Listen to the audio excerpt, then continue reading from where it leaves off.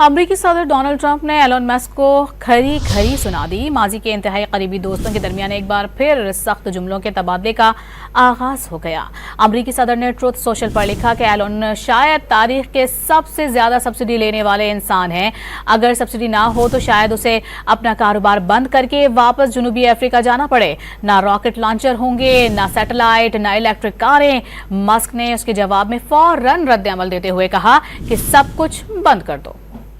अमरीकी सदर Donald Trump ने एलन मस्क को खरी खरी सुना दी। माजी के इंतहाई करीबी दोस्तों के दरमियान एक बार फिर सख्त जुमलों के तबादले का आगाज हो गया।